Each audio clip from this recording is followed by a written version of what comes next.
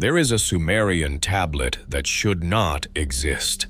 Not because of how old it is, but because of what it does. It names people. 90,000 of them. It records that 90,000 human beings were taken below the surface of the earth and sealed inside it. And then it does the thing no honest myth ever does. It tells you why. It tells you what was coming for them. It tells you who gave the order.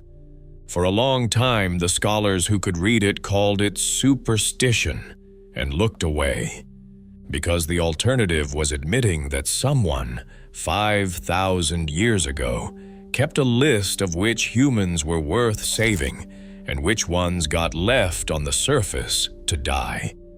Then archaeologists started digging in central Turkey, and what they pulled out of the ground proved the tablet was not lying. Entire cities carved straight down into the rock, underground and sealed from the inside. The place is Cappadocia, in the heart of modern Turkey. In 1963, a man knocked down a wall in his basement and found a tunnel behind it. That tunnel fed a staircase, and the staircase dropped into a city. We call it Derinkuyu now, and it goes down at least 18 levels, deep enough to stand an 18-story building underground and still have room left over. Stables, wells, kitchens, granaries, and ventilation shafts were cut so perfectly that the air at the very bottom is still breathable today, 50 centuries later. It could hold tens of thousands of people and their livestock, sealed away for months. And it is only one of hundreds. Derinkuyu alone connects to a second buried city, Kaymakli, through a tunnel almost 5 miles long. This was built to a plan by people who knew exactly what was coming and exactly how long they would have to hide from it. Now, the official story has a comfortable answer ready. Early Christians, they say, dug these cities to hide from passing armies. And yes, Christians sheltered here, but that explanation falls apart the second you look at what is actually down there. You do not carve 18 levels into solid rock to wait out a raiding party that rides off in a week. You do not stockpile months of grain and water to survive an afternoon. And you do not seal the way in with a stone door the size and weight of a car, a door with no handle on the outside, a door that can only be rolled shut and locked from within to keep out men on horseback. You build a door like that to hold back something relentless, something that does not get bored and leave. And here is the detail that ends the official story for good. The oldest tunnels are far older than any Christian. Someone hollowed out the first levels thousands of years before, and everyone who came later just inherited the hole in the ground. So the real question was never who hid here last. It is who dug first, and what was so terrible that an entire people went underground to escape it. That answer was written down long before the first Christian was born, by the people who wrote almost everything down first, the Sumerians. They said humanity did not claw its way up out of the mud on its own. They said we were made, engineered as a labor force by beings they called the Anunnaki, the ones who came down from the sky. And the Anunnaki did not agree on what to do with us. They split, they argued, and one faction made a decision about the entire human race without asking a single human being. One tablet records that moment. It records a portion of mankind being set aside, counted one by one, named, and sent down into the dark. 90,000 names, written out the way you write an inventory, not the way you write a eulogy, because you do not bother naming the dead you are mourning. You name the assets you fully intend to collect again later. Every name pressed into that clay was a line on a receipt. So what was coming that was worth burying 90,000 people alive to escape it?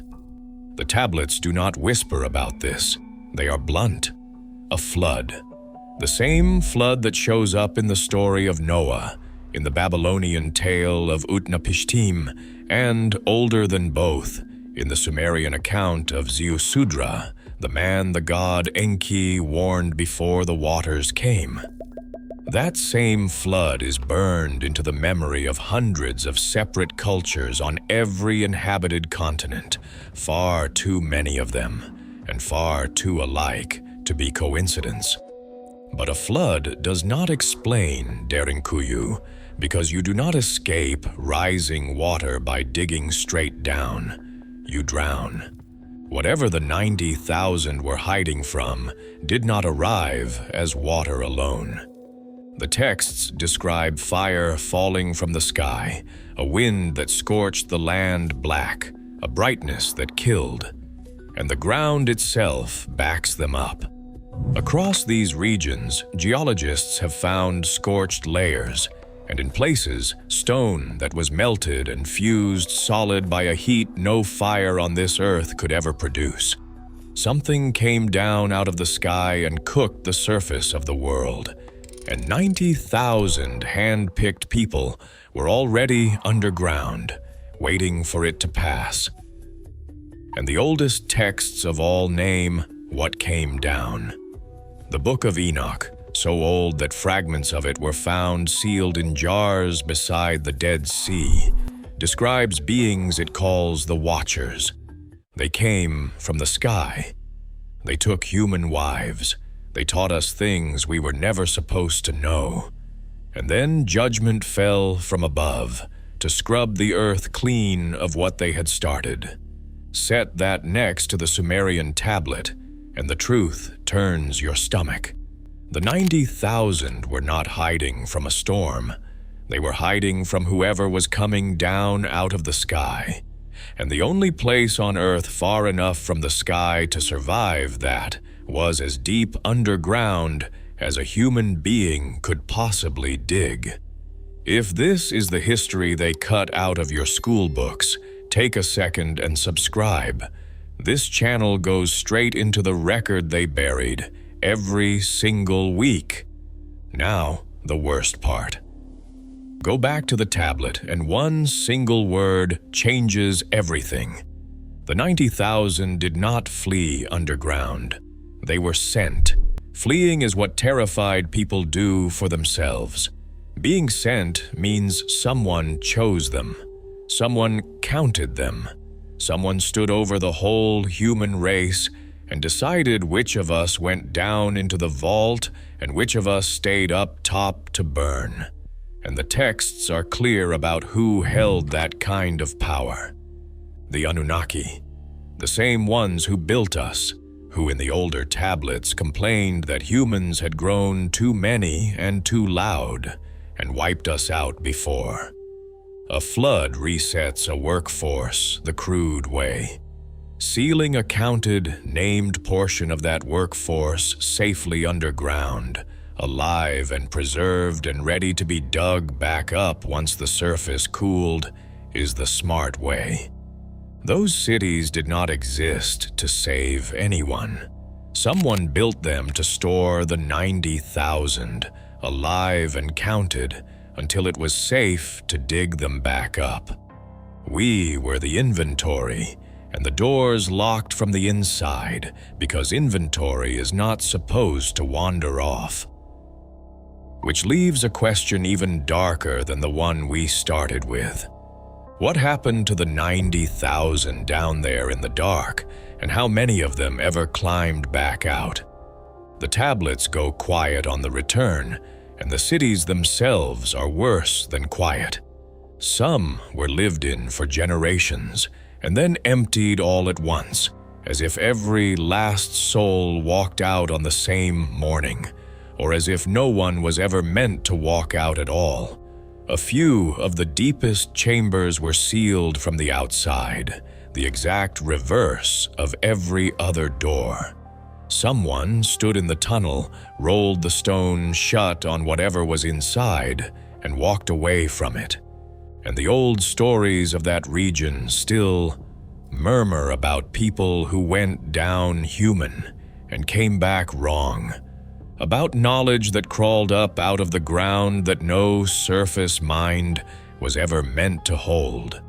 The Sumerians had a name for the world below. They called it the place of no return. Sit with that name for a second. They did not call it a grave. They did not call it a tomb. They called it the place you do not come back the same from, which is a very specific thing to warn people about, unless coming back wrong was a thing that actually happened. Here is the part that should keep you awake. If the Anunnaki sent 90,000 people underground to wait out the fire, then somebody knew the fire was coming before it ever fell. Somebody scheduled it. And a catastrophe you can schedule in advance is not a catastrophe. It is a decision. The flood, the fire, the scorched and melted ground were never the rage of an angry heaven. Somebody lit them on purpose, the same hands that wrote the list, with 90,000 chosen humans filed safely below, like papers pulled out of a building before the match goes in. They named us because names are how an owner finds his property again. And every single person watching this is descended from the other group. The ones who were not on the list. The ones left standing on the surface because they were not worth the trouble of saving. The cities are still there. You can walk down into Derinkuyu right now, past those great stone doors, into rooms that once held an entire people and then went silent. The air still moves, the wells still hold water, and somewhere behind a pane of museum glass, a slab of clay still keeps the count. 90,000 names. The list was written once, in wet clay, by something that counted us like cattle and saved the ones it wanted. The only thing the tablet will not tell you is whether someone somewhere is still keeping that list. And if the surface ever has to be cleared again, which side of it your name ends up on.